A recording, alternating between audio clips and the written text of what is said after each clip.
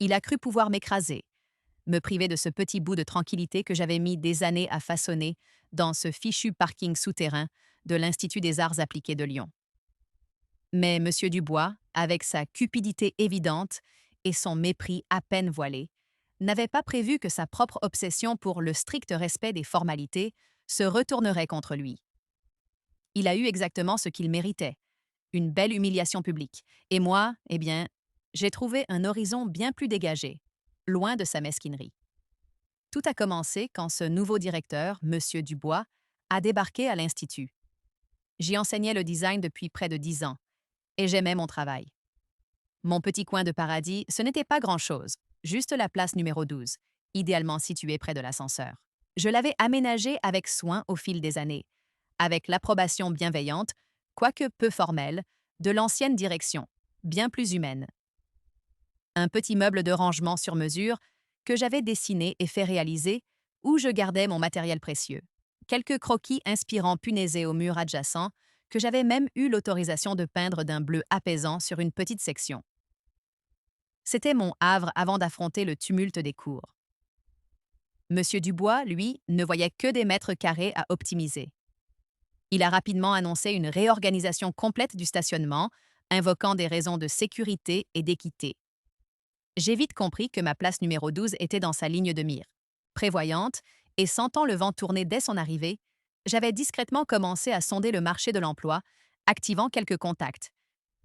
Un matin, une note de service glacial m'informait que ma place était réaffectée à des besoins administratifs urgents et qu'on m'attribuait la place 78 au fond du parking, sombre et humide.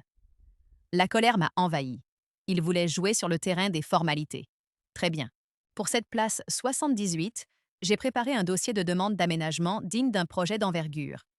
Peinture anti-moisissure spécifique, système de déshumidification professionnelle nécessitant une nouvelle prise sécurisée, éclairage puissant et un nouveau meuble de rangement sécurisé, avec plan détaillé, matériaux résistants, serrure de haute sûreté, compartiment à température contrôlée pour la préservation des pigments rares et papiers d'art spéciaux. Le tout conforme à une liste impressionnante d'articles du Code de la construction et des normes de sécurité.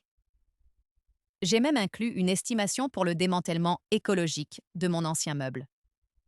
Le chiffrage global, détaillé sur plusieurs pages de devis annexes, était volontairement noyé dans la masse des documents techniques et des références réglementaires. J'ai déposé mon dossier, épais comme un annuaire, au secrétariat. Monsieur Dubois, pressé par une réunion importante et soucieux de montrer qu'il maîtrisait ses procédures, a parcouru la page de garde, vu les tampons conformes aux exigences de sécurité et demandes administratives standards, aménagement interne, et l'a paraphé avec son arrogance habituelle, pensant sans doute clore rapidement une formalité mineure. Sa signature, dans le contexte de la réorganisation qu'il avait lui-même initiée, a suffi à court-circuiter les vérifications financières habituelles pour ce qu'il croyait être une simple mise aux normes.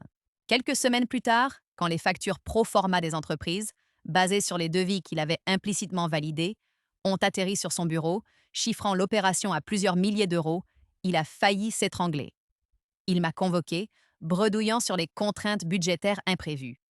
Je lui ai offert mon plus charmant sourire, lui tendant une copie de sa propre note sur le strict respect des formalités et de ma demande dûment approuvée. L'histoire, alimentée par quelques collègues excédés par ses méthodes, a fait le tour de l'Institut, puis a fuité jusqu'aux oreilles d'un journaliste du Progrès de Lyon. L'article ironique sur le directeur qui envisageait un parking de luxe pour une enseignante fut dévastateur pour son image. Pendant que M. Dubois se débattait avec ce fiasco coûteux, mes recherches d'emploi, entamées bien avant, avaient remporté leurs fruits. L'un de mes contacts m'avait informé d'une excellente opportunité à l'École supérieure d'art d'Annecy. Le processus, déjà bien avancé, s'est conclu favorablement. J'ai accepté avec joie ce poste offrant un meilleur salaire, une équipe formidable et une véritable reconnaissance. Ma lettre de démission fut un plaisir sincère. Aux dernières nouvelles, la place 78 à Lyon est toujours sombre, humide et vide. Monsieur Dubois, dit-on, prend les escaliers. On récolte ce que l'on sème.